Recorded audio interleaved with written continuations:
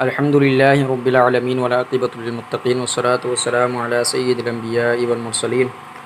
اما بعد فاعوذ باللہ من الشیطان الرجیم بسم اللہ الرحمن الرحیم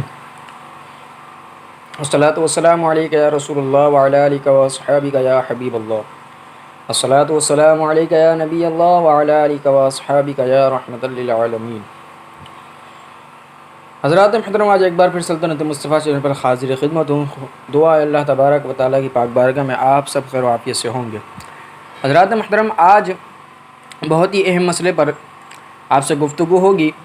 اور دعا ہے اللہ تبارک و تعالیٰ کی پاک بارگاہ میں اللہ تبارک و تعالیٰ ہمیں یہ مسائل سیکھنے کی توفیق عطا فرمائے گا۔ آج ہمارا موضوع ہے کتنی مالیت ہو تو قربانی واجب ہے، یعنی ہمارے پاس کتنی دولت ہو تو کتنی دولت پر اور کتنا نصاب ہو تو اس پر قربانی واجب ہوتی ہے۔ کیا فرماتے ہیں علماء اکرام اس بارے میں کہ قربانی واجب ہونے کا نصاب کیا ہے، یعنی کتنا مال ملکیت میں ہو تو قربانی واجب ہو جاتی ہے۔ نیز یہ قربانی فقط مردوں پر واجب ہے یا مرد عورت دونوں پر واجب ہے۔ حضرات محترم، علماء اکرام نے اس مسئلے میں بڑی وضاحت کے ساتھ امت کی رہنمائی فرمائی۔ علماء فرماتے ہیں جس شخص کی ملکیت میں 200 درہم یعنی 52.5 تولہ چاندی یا 20 دینار یعنی 7.5 تولہ سونا ہو، یا سونا چاندی نصاب سے کم ہو لیکن جس قدر ہے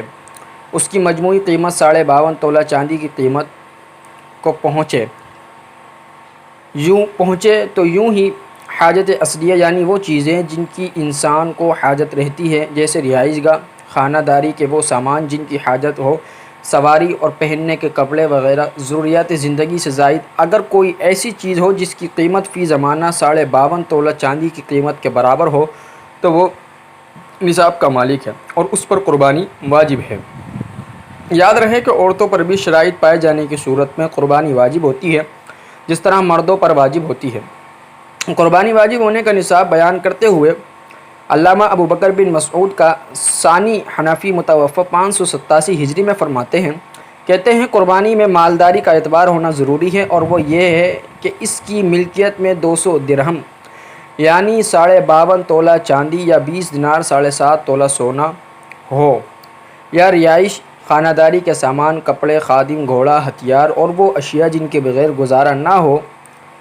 کے علاوہ کوئی ایسی چیز ہو جو اس 200 درہم یعنی یا 20 دینار کی قیمت کو پہنچے ہو، اس پر قربانی واجب ہے، اور یہی صدقہ فطر کا نصاب ہے۔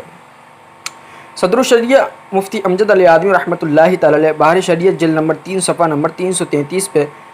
مطبوعہ مکتبۃ المدینہ کراچی میں جو شائع ہوئی،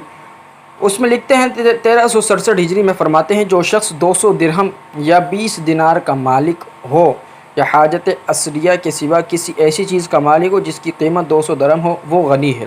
اس پر قربانی واجب ہے۔ حاجت سے مراد رہنے کا مکان اور خانہ داری کے سامان جن کی حاجت ہو، اور سواری کا جانور اور خادم اور پہننے کے کپڑے، ان کے سوا جو چیزیں ہوں وہ حاجت سے زائد ہیں۔ حضرات محترم، ہمیں اس آج کی ویڈیو میں اور آج کے درس میں ہمیں یہ بات پتہ چل گئی کہ کتنی مالیت پر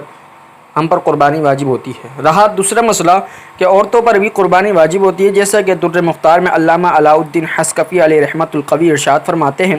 کہتے ہیں قربانی واجب ہونے کے شرائط یہ ہیں کہ مسلمان ہونا، مقیم ہونا، ایسی مالداری جس سے صدقہ فطر واجب ہوتا ہو، مرد ہونا شرط نہیں، لہذا عورت پر بھی واجب ہے۔